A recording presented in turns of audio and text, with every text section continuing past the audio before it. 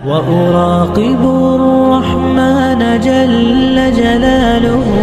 وتقدست أسماؤه وتعالى وأكون للوطن الحبيب مشيدا أنمى. وہ نماز پڑھتے ہیں، خود نماز پڑھتے ہیں، بیٹا بستر پر سو رہا ہے، فجر کی نماز میں آتے ہیں، بیٹا بستر پر سو رہا ہے، یہ سوچ کر نہیں جگاتے ہیں کہ میرے بیٹے نے رات میں ڈیوٹی کی ہے، میرا بیٹا رات میں جو ہے جاب کرتا ہے، رات میں 12 بجے تک 1 بجے تک 2 بجے تک موبائل چلاتا رہتا ہے، ابھی میں اس کو جگاؤں گا تو ناراض ہو جائے گا، یا 2-3 گھنٹہ ہوا ہے اس کی نیند پوری نہیں ہوئی ہے، وہ اپنا خود تو اٹھ کر کے چلے آتے ہیں نماز پڑھنے کے لیے، لیکن بچوں کو نماز پڑھانے کے لیے نہیں جگاتے ہیں. یاد رکھنا، ایسا باپ اللہ رب العالمین کے ہاں بہت بڑا مجرم قرار پائے گا. خود تو نماز کے لیے آتا ہے اور اپنے بال بچوں کو فجر کی نماز میں جگا کر کے نہیں آتا ہے، ویسے ہی سویا ہوا بستر پر چھوڑ دیتا ہے، نہیں جگاتا ہے، تو آپ کو اللہ رب العالمین کے سامنے جواب دینا پڑے. قال اللہ تبارک و تعالی فی القرآن المجید: یا ایہا الذین آمنوا قوا انفسکم واہلیکم نارا وقودها الناس والحجارۃ علیہا ملائکۃ غلاظ شداد لا یعصون اللہ ما امرہم ویفعلون ما یؤمرون. معزز سامعین اکرام، خواتین حضرات، سب سے پہلے اللہ رب العالمین کی حمد و ثنا، کبریائی اور بڑائی بیان کر دینا مناسب سمجھتا ہوں، جس نے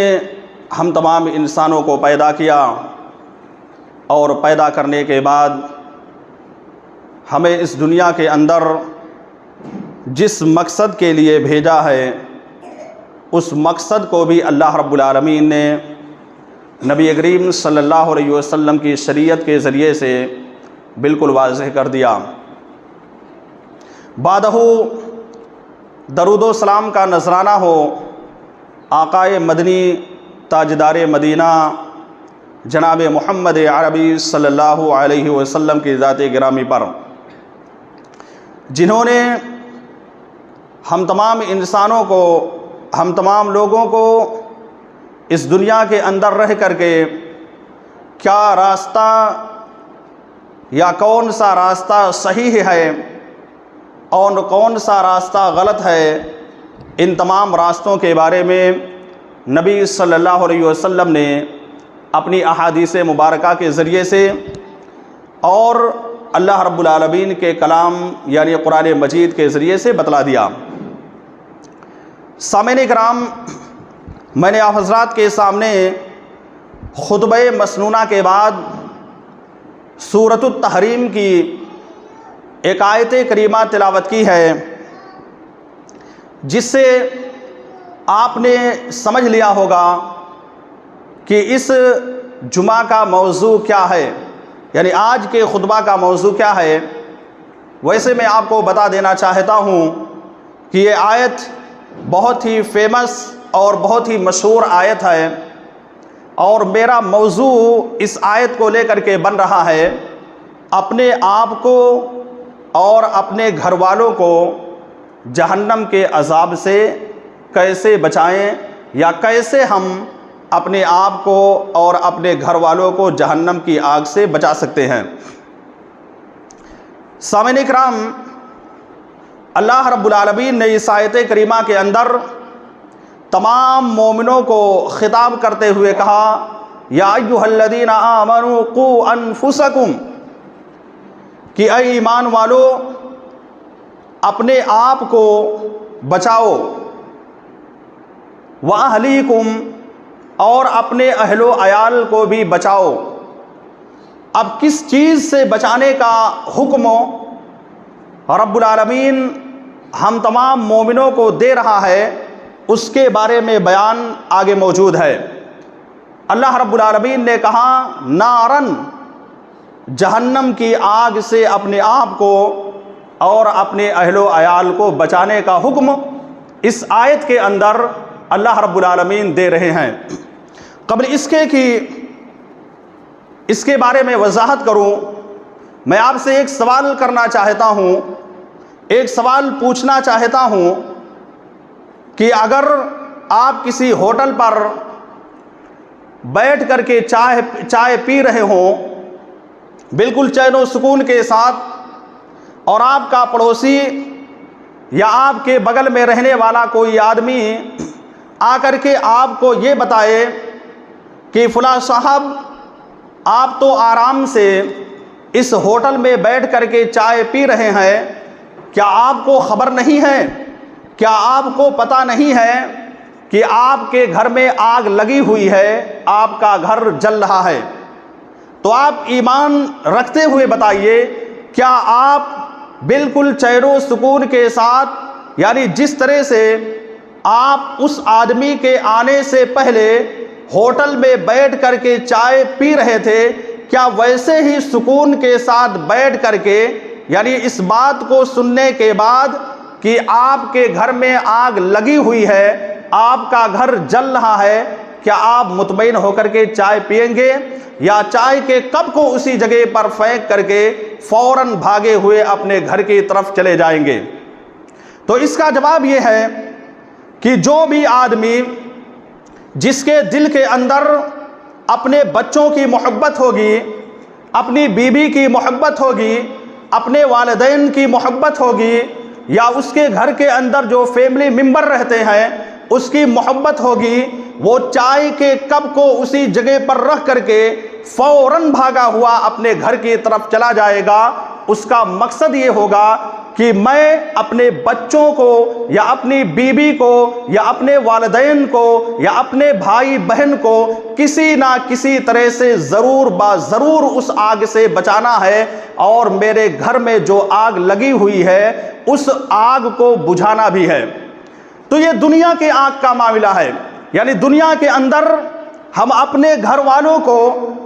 آگ سے بچانے کے لیے اتنا زیادہ پریشان ہو جاتے ہیں کہ ہم کسی بھی کام میں مشغول ہوں فوراً اس کام کو چھوڑ کر کے، یا کچھ بھی کر رہے ہوں فوراً اپنے گھر کی طرف پہنچ جاتے ہیں۔ میرے بھائی اور دوستو، یاد رکھنا، وہ جہنم کی آگ جو انتہائی زیادہ سخت ہوگی، وہ جہنم کی آگ جو دنیا کے آگ سے تقریباً 69 گنا بڑھ کر کے ہے، اس آگ کے بارے میں آپ کیسے یہ برداشت کر سکتے ہیں، کیسے یہ آپ سہ سکتے ہیں، یہ سوچ سکتے ہیں کہ چلیے میں نماز پڑھ رہا ہوں، کوئی بات نہیں، ہمارے بچے نماز پڑھیں یا نہ پڑھیں، یہ جہنم میں جائیں کہیں بھی جائیں، ہم سے کوئی مطلب نہیں ہے۔ میرے بھائی اور دوستو، ایسا کوئی انسان نہیں سوچ سکتا ہے۔ یہ دنیا کی آگ جو بالکل معمولی ہے جہنم کے آگ کے مقابلے میں، اس آگ کے اندر اگر کوئی بچہ یا کوئی انسان جل جائے تو اس کی باڈی کو اگر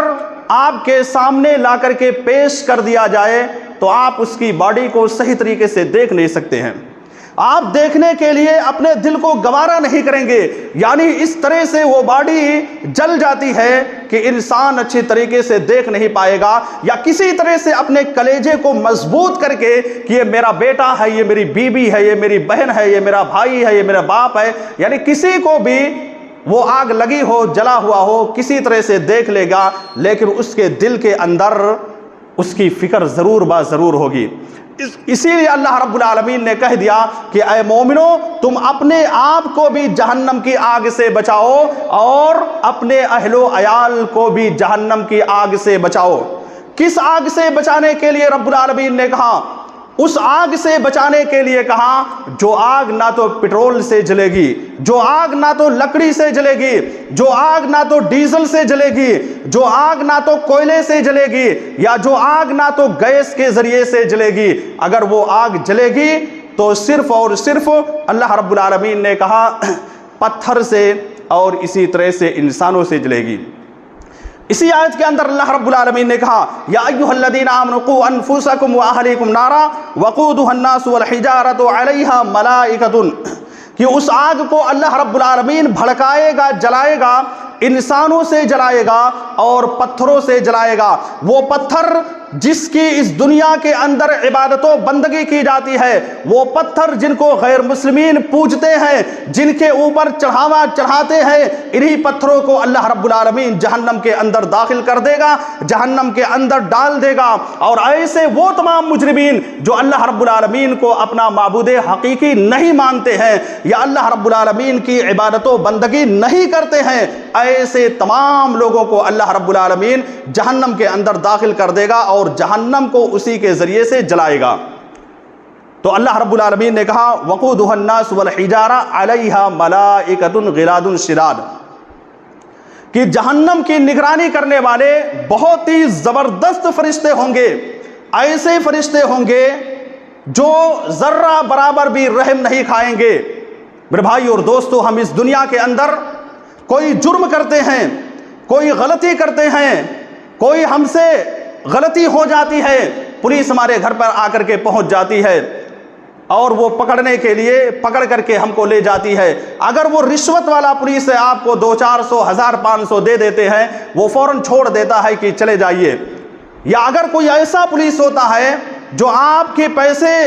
کی لالچ نہیں رکھتا ہے، جو آپ کے پیسے کو نہیں لینا چاہتا ہے، بہت ہوا تو آپ کو جیل کے اندر پہنچا دیا اور آپ نے مقدمہ کر کے کورٹ کچہری کے اندر لڑ کر کے وکیلوں کو خرید کر کے آپ نے جیت حاصل کر لیا اور باہر نکل کر کے چلے آئے۔ یہ دنیا کے جیل کا معاملہ ہے، لیکن یاد رکھنا جہنم یہ ایسی جگہ ہے، جہنم میں جس بھی انسان کو داخل کیا جائے گا، جس انسان کو اللہ رب العالمین ڈال دے گا، اس کو اللہ رب العالمین نکالے گا نہیں، سوائے وہ لوگ جنہوں نے کلمہ کا اقرار کیا ہے۔ آخر میں اللہ رب العالمین ان کو نکال سکتا ہے، لیکن اس کے باوجود کسی کو بھی جو اللہ رب العالمین پر ایمان نہیں رکھتے ہیں، جو اللہ رب العالمین کے ساتھ شرک و بدعات کرتے رہتے ہیں، ایسے تمام لوگوں کو ہمیشہ ہمیشہ کے لیے جہنم کے اندر داخل کر دے گا۔ تو جہنم کی نگرانی کرنے والے بہت ہی سخت فرشتے ہوں گے، وہ آپ کی چیخ کو سنیں گے، آپ کی چنگھاڑ کو سنیں گے۔ وہاں پر جو بھی آدمی جہنم کے اندر ہوگا اس طرح کی چیخیں لگائے گا، اتنا زیادہ پکارے گا کہ ہم کو جہنم سے نکال دیا جائے، لیکن وہ فرشتے بالکل بہرے ہوں گے۔ وہ فرشتے آپ کی آواز کو سنیں گے ہی نہیں، یا سنیں گے بھی لیکن ان کا دل اتنا مضبوط ہوگا اور وہ اللہ رب العالمین کی بات کو مانتے ہوئے آپ کی آواز کو نہیں سنیں گے، آپ کو نکالنے کی کوشش نہیں کریں گے۔ تو اس جہنم کی آگ سے بچانے کے لیے اللہ رب العالمین نے اس آیت کریمہ کے اندر صاف لفظوں میں یہ کہہ دیا کہ اے مومنو، تم اپنے آپ کو بھی جہنم کی آگ سے بچا لو اور اپنے اہل و عیال کو بھی جہنم کی آگ سے بچا لو۔ کیوں؟ اگر کوئی آدمی یہ کہے کہ میں نمازی ہوں، میرا بیٹا نمازی نہیں ہے، ہم سے کوئی مطلب نہیں۔ اگر کوئی یہ کہے کہ میں نمازی ہوں، میرا بھائی نمازی نہیں ہے، تو ہم سے کوئی مطلب نہیں۔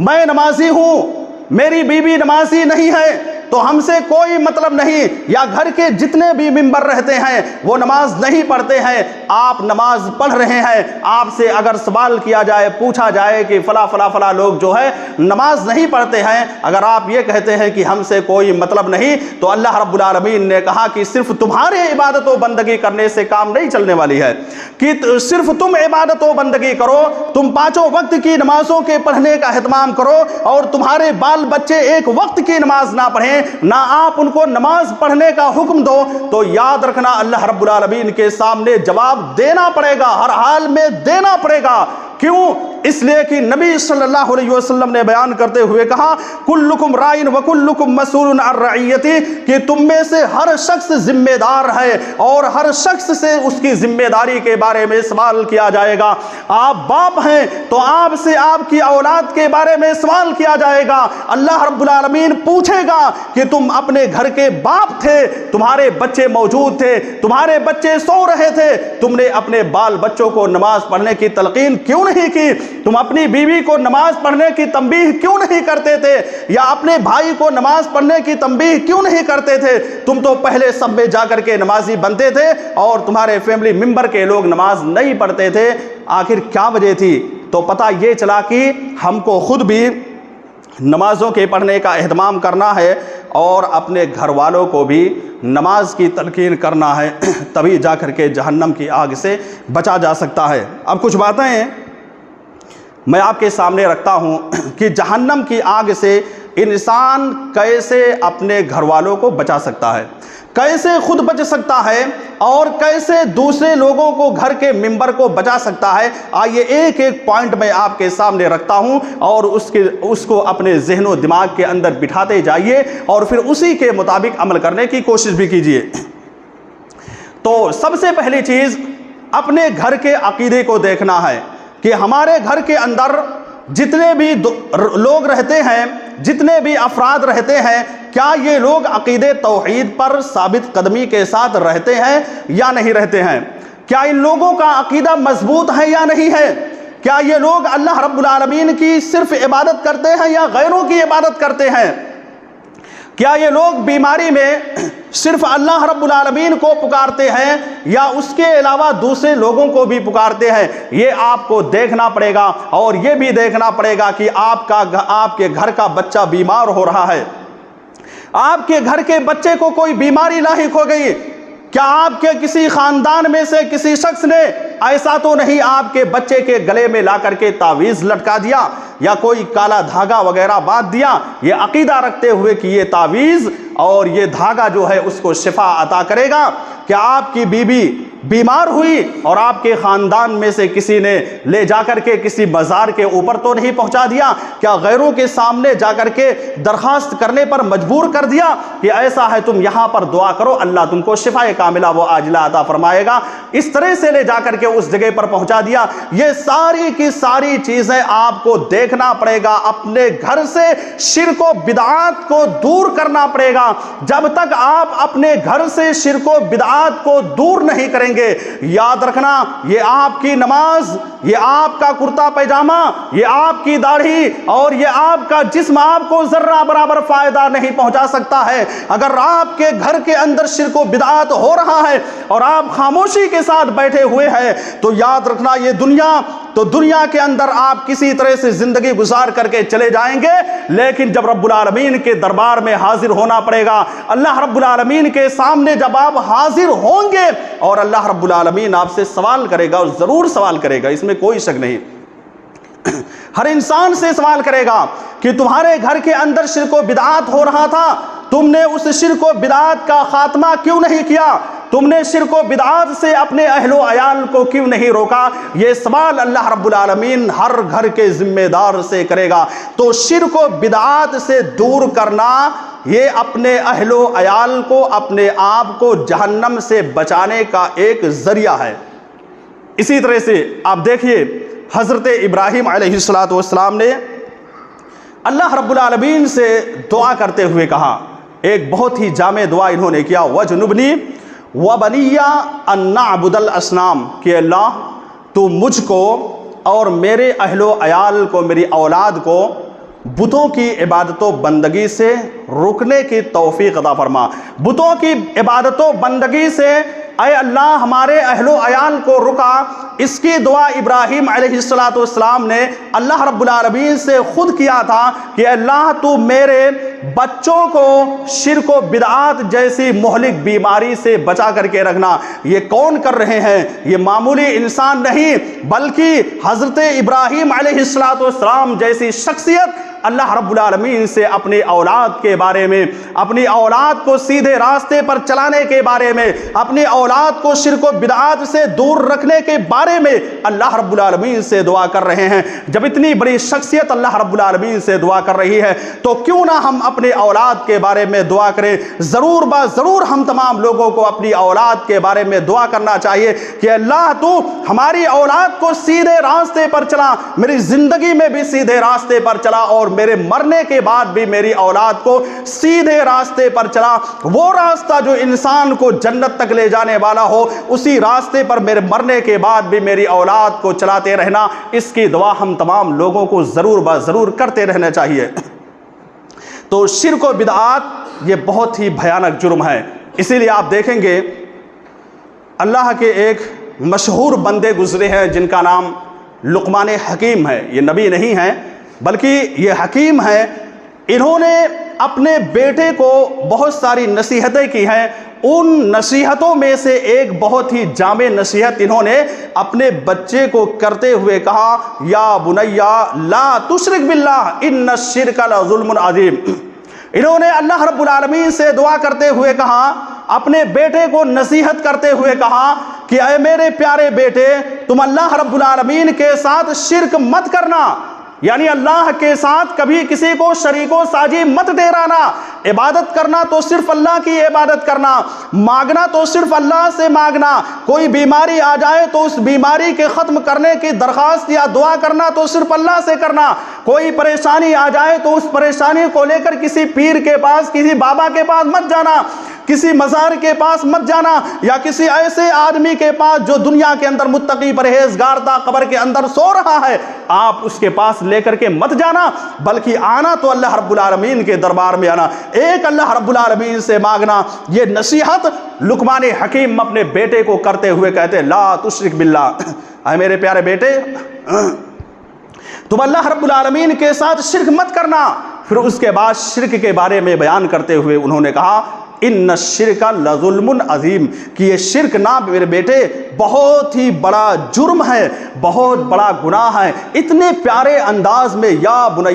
بنیا بہت ہی بہترین انداز اختیار کرتے ہوئے لقمان حکیم اپنے بیٹے کو نصیحت کر رہے ہیں. پتہ یہ چلا کہ ہم کو بھی اپنے بال بچوں کو جب نصیحت کرنا ہو تو اچھا انداز اختیار کرنا چاہیے. میرے پیارے بیٹے, میرے پیارے بچے, اس طرح سے آپ اگر انداز اختیار کرتے ہوئے سمجھائیں گے تو یقیناً وہ آپ کا بیٹا آپ کی بات کو مانے گا کہ میرا باپ بہت ہی پیارے انداز میں سمجھا رہا ہے. سختی کے ساتھ نہیں بلکہ نرم لہجہ اختیار کرتے ہوئے اگر آپ سمجھائیں گے تو یقیناً آپ کا بچہ آپ کی بات کو مانے گا. آپ باپ ہیں, آپ کی بات مانے گا. شرط یہ ہے کہ آپ کی زبان کے اندر وہ تاثیر ہونا چاہیے, شرط یہ ہے کہ آپ کی زبان کے اندر وہ مٹھاس ہونا چاہیے, کڑوا پن نہیں ہونا چاہیے. زبان کے اندر اگر آپ کے مٹھاس ہے تو آپ کا بیٹا ہی نہیں بلکہ آپ کے خاندان کے لوگ اگر کوئی برائی کر رہے ہوں گے, چاہے وہ شرک و بدعات ہو یا اس کے علاوہ کوئی بھی برائی پائی جا رہی ہو, وہ آپ کی بات کو ماننے کے لیے تیار ہو جائیں گے. تو لقمان حکیم نے اپنے بیٹے کو نصیحت کرتے ہوئے کہا کہ میرے پیارے بیٹے شرک مت کرنا. کیوں؟ اس لیے کہ شرک سب سے بڑا جرم ہے, سب سے بڑا گناہ ہے. تو جہنم کی آگ سے بچنے کا اور بچانے کا سب سے پہلا طریقہ یہ ہے کہ اپنے گھر سے شرک و بدعات کا خاتمہ کرنا ہے. اگر آپ ایمان لے آتے ہیں اللہ رب العالمین پر, ہم لوگ یہ سوچتے ہیں کہ ہمارا ایمان اللہ رب العالمین پر ہے, یا کچھ لوگ ایسے ہیں جو سوچتے ہیں کہ ہمارا ایمان اللہ رب العالمین پر ہے کہ اللہ نے ہم کو پیدا کیا, وہی ہمارا معبود حقیقی ہے. تو صرف ایمان لانے سے کام چلنے والا نہیں ہے. اللہ رب العالمین نے قرآن کے اندر کہا کہ اللہ رب العالمین پر بھی ایمان رکھو, اور جب تک معبودان باطلہ کی یا غیروں کی پوجا پاٹ کرنا یا غیروں کے سامنے جا کر کے اپنی پیشانی کو ٹیکنا یہ چھوڑو گے نہیں, تب تک مانا ہی نہیں جائے گا کہ آپ حقیقی معبود کی عبادت کرتے ہیں, آپ حقیقی اللہ کو مانتے ہیں, مانا ہی نہیں جائے گا. تو سب سے پہلے اللہ رب العالمین کے ساتھ جو لوگ شرک و بدعات کرتے ہیں, جب تک وہ شرک و بدعات کو چھوڑیں گے نہیں تب تک ایسے شخص کے بارے میں یا ایسے لوگوں کے بارے میں یہ نہیں کہا جائے گا کہ وہ اللہ رب العالمین پر ایمان رکھتا ہے. اگر اس کا ایمان ہوتا تو وہ ہمیشہ اللہ رب العالمین سے ہر چیز کے بارے میں سوال کرتا. اگر ایمان اللہ رب العالمین پر ہوتا تو وہ ہمیشہ اللہ رب العالمین کو حاجت روا مشکل کشا سمجھتا. اس لیے میرے بھائیو اور دوستو, اس چیز کو ہمیں اپنانا ہے, یعنی شرک و بدعات سے اپنے گھر کو پاک و صاف رکھنا ہے, اپنے گھر سے شرک و بدعات کا خاتمہ کرنا ہے. اگر یہ ختم ہو جائے گا تو یقیناً, بالکل یقین کے ساتھ کہہ رہا ہوں, اللہ رب العالمین آپ کو بھی اور آپ کے اہل و عیال کو جہنم سے بچا لے گا. اور ایک دوسری چیز شرک و بدعات کے علاوہ ایک دوسری چیز یہ ہے کہ اپنے گھر کے اندر نماز کا ماحول پیدا کرنا ہے, نماز پڑھنے کا ماحول پیدا کرنا ہے. ایسا آپ کا گھر دکھنا چاہیے کہ بالکل اسلامی گھر کے اعتبار سے ہو، نماز کا بہترین ماحول ہو، پانچوں وقت کی نماز کے پڑھنے کا اہتمام کرنا ہے۔ آپ کے گھر کے اندر جیسے ہی اذان کی آواز پہنچتی ہے فوراً آپ خود تیار ہو جائیں، آپ اپنے بال بچوں کو مسجد کے اندر لے کر کے آئیں نماز پڑھانے کے لیے۔ اگر آپ ایسا کرتے ہیں تو یقیناً آپ اپنے آپ کو بھی اپنے اہل و عیال کو جہنم کی آگ سے بچا لیں گے۔ تو دوسری چیز نماز کی پابندی کرنا ہے۔ آج ہم سوچتے ہیں بہت سارے لوگ ہوتے ہیں وہ نماز پڑھتے ہیں،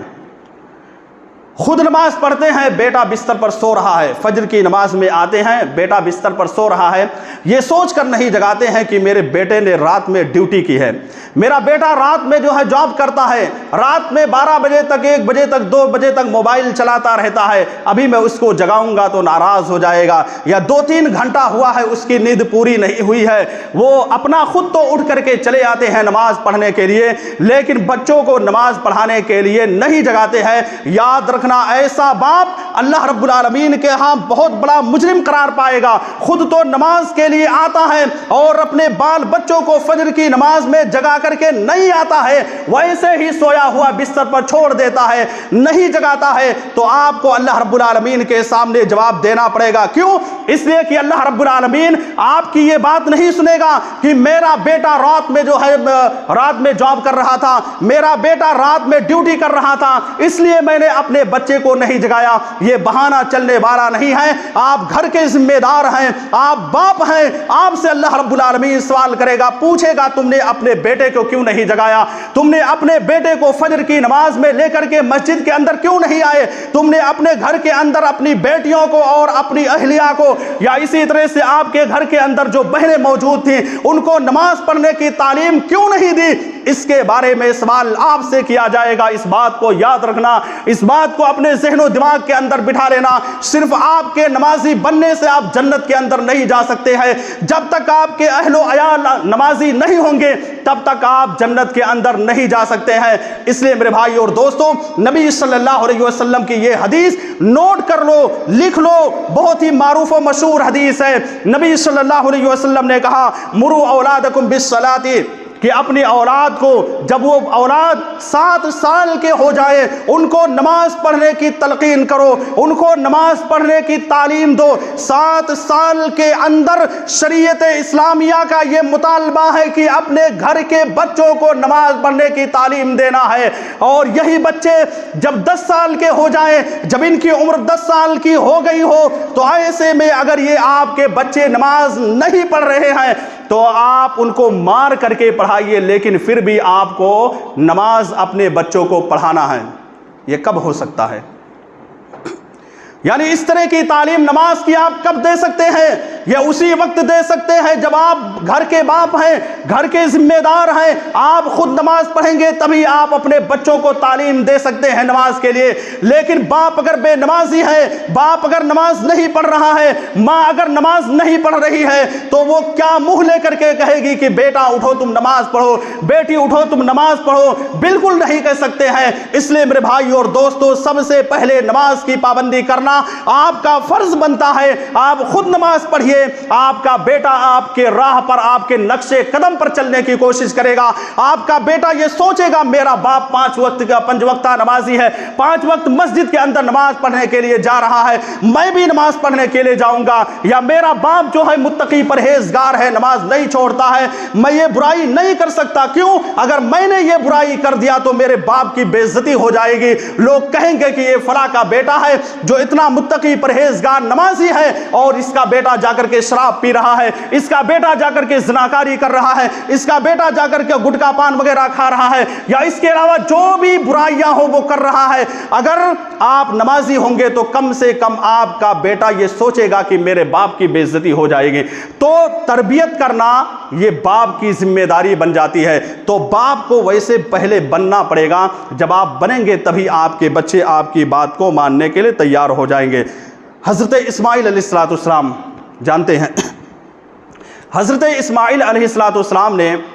اپنے اہل و عیال کو بھی باقاعدہ نماز کی تلقین کی۔ اللہ رب العالمین نے قرآن مجید کے اندر باقاعدہ ان کا تذکرہ کرتے ہوئے کہا کہ اسماعیل علیہ السلام نے اپنے بال بچوں کو تعلیم دیا اور یہ تلقین کی کہ اے میرے بچوں تم نماز کو مت ترک کرنا، اے میرے بچوں تم نماز کی پابندی کرتے رہنا۔ تو اللہ رب العالمین سبھی لوگوں سے مطالبہ کر رہا ہے کہ سبھی لوگ نماز کی پابندی کریں۔ نماز کی پابندی ہم کریں گے تو یقیناً ہمارے اوپر جو مصیبتیں آ رہی ہیں وہ مصیبتیں بھی ختم ہو جائیں گی،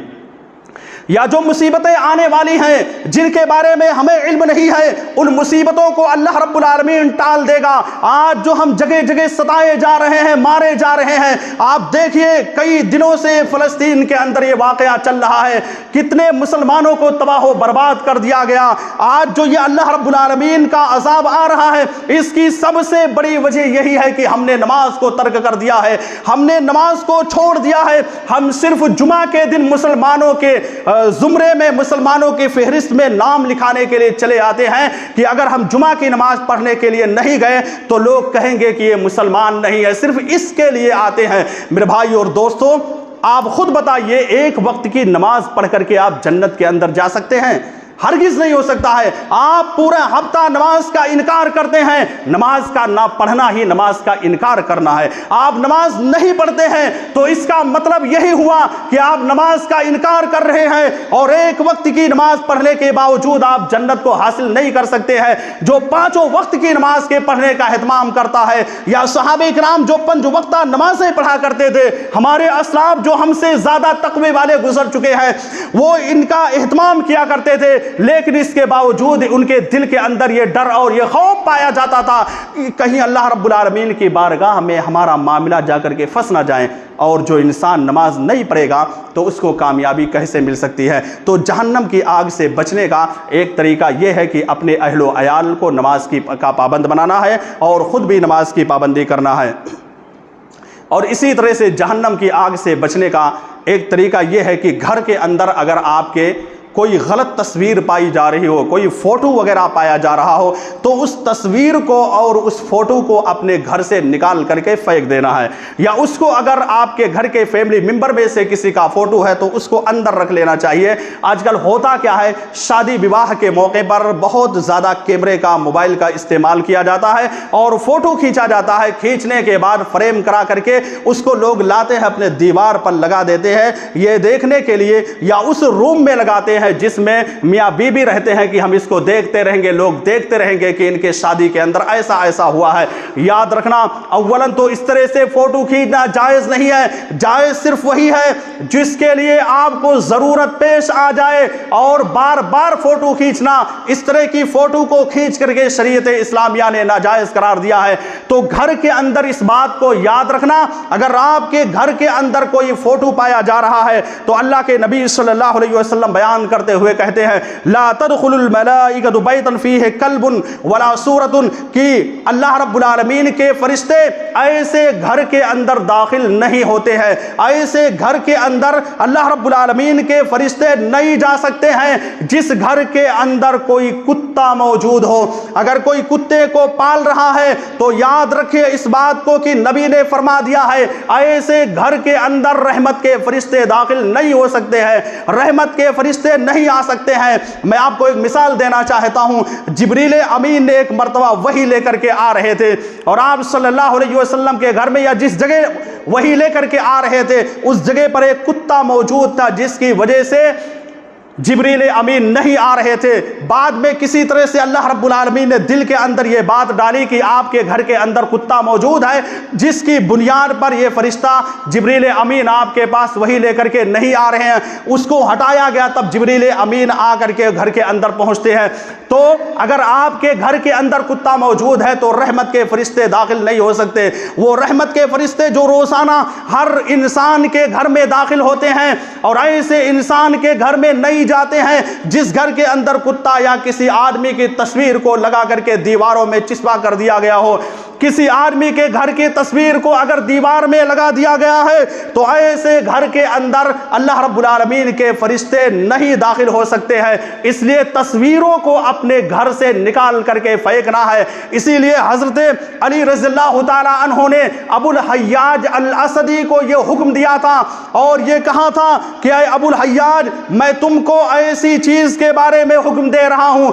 मैं तुम्हें वो हुक्म दे रहा हूँ जो मेरे आका जनाब मुहम्मदुर रसूलुल्लाह सल्लल्लाहु अलैहि वसल्लम ने हुक्म दिया था। क्या हुक्म दिया था? उसको हज़रत अली रज़ियल्लाहु ताला अन्हु ने अबुल हय्याज अल असदी के सामने बयान करते हुए कहा, अल्लाह तदअ क़ब्रन मुशरिफ़ा इल्ला सव्वैतहु वला सूरतन इल्ला सम्महु, कि ऐ अबुल हय्याज,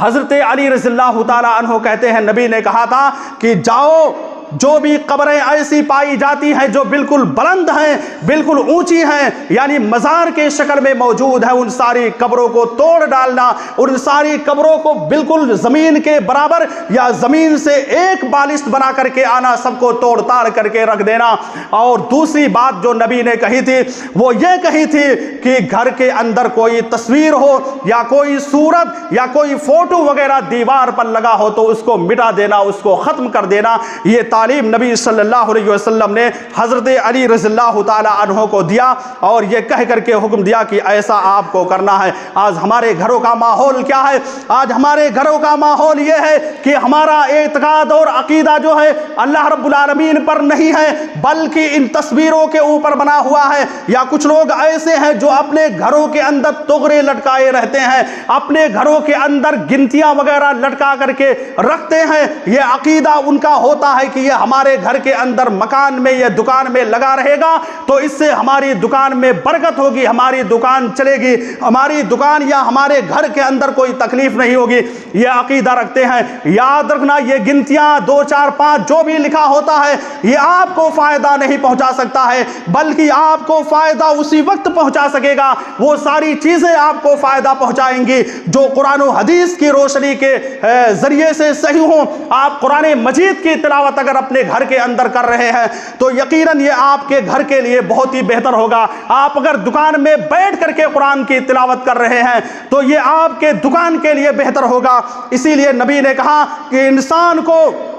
अगर कोई ये अकीदा रख करके कुरान करीम की आयतों को लटका रहा है कि इससे हमारे घर के अंदर बरकत होगी, तो इस बात को याद रखना, कुरान करीम की आयतों को, चाहे वो आयतुल कुर्सी हो या कोई और सूरत हो, अगर लटका रहे हैं कि इसके लटकाने से बरकत होगी, तो याद रखना कुरान करीम की आयतों के लटकाने से बरकत नहीं होती है, बल्कि बरकत उस वक्त होगी जब आप कुरान करीम को पढ़ करके तिलावत करेंगे। क्यों? इसलिए कि कुरान करीम ये पढ़ने के लिए आया हुआ है, ये कुरान करीम तिलावत करने की किताब है, ये कुरान करीम तदब्बुर और गौर व फिक्र करने की किताब है, ये कुरान मजीद ऐसी किताब है कि इसकी रोजाना तिलावत की जाए। इसलिए कुरान मजीद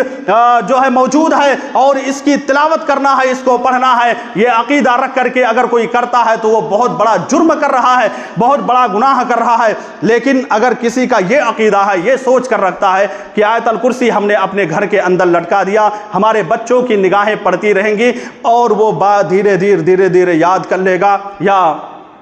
कोई भी आयत वहाँ पर लगा देता है ये सोचकर कि धीरे धीरे जो है इसको बच्चे हिफ्ज कर लेंगे, याद कर लेंगे, तो ऐसा कर सकते हैं। लेकिन ये अकीदा नहीं होना चाहिए कि इससे बरकत होगी। तो घर के अंदर हम अपने घर से तस्वीरों को अगर हटाएंगे, गलत चीज़ों को हम हटाएंगे, तो यकीनन हमारा अकीदा अल्लाह पर मजबूत होगा। जब हमारा अकीदा अल्लाह रब्बुल आलमीन पर मजबूत होगा तो यकीनन अल्लाह रब्बुल आलमीन हमको और हमारे अहलो अयाल को जहन्नम की आग से बचाएगा। इसी तरह से बातें तो बहुत ज़्यादा है, एक आखिरी बात कहकर मैं अपनी बात ख़त्म करता हूँ कि अपने घर के अंदर हलाल कमाई का माहौल पैदा करो, हलाल कमाई को, हलाल रिज्क को हासिल करो। अगर हलाल रोज़ी आप खाते हैं, हलाल रोज़ी अपने बच्चों को खिलाते हैं, हलाल ज़रिए से कमाई करते हैं, तो यकीनन अल्लाह रब्बुल आलमीन जहन्नम के अज़ाब से बचा लेगा। क्यों? इसलिए कि हलाल ज़रिए से कमा करके आपने खुद को, अपने जिस्म को पाला है, اپنے بال بچوں کو پالا ہے، اپنے جسم کی پرورش کی ہے، اپنے بال بچوں کو تعلیم دیا ہے، اپنے بال بچوں کو کسی عہدے اور منصب پر جو ہے پہنچایا ہے، حلال کمائی کے ذریعے سے پہنچایا ہے، تو یقیناً یہ آپ کے لیے فائدے مند ہوگا۔ آپ جو بھی دعا کریں گے اللہ آپ کی دعا کو قبول کرے گا۔ لیکن حرام ذریعے سے آپ کما رہے ہیں تو یاد رکھنا آپ سجدے میں سر رکھ کر کے ویسے مر جائیں گے، لیکن پھر بھی اللہ رب العالمین آپ کی دعا کو قبول نہیں کر سکتا ہے۔ ایک آدمی جاتا ہے روپیہ پیسہ خرچ کر کے، اس کے سر کے بال بکھرے ہوئے ہوتے ہیں، پورا کپڑا اس کا بوسیدہ ہو جاتا ہے، وہ آدمی جاتا ہے حرم میں دعا کرتا ہے، وہاں پر اپنے ہاتھ کو اٹھا کر کے اللہ رب العالمین سے کہتا ہے یا ربی یا ربی،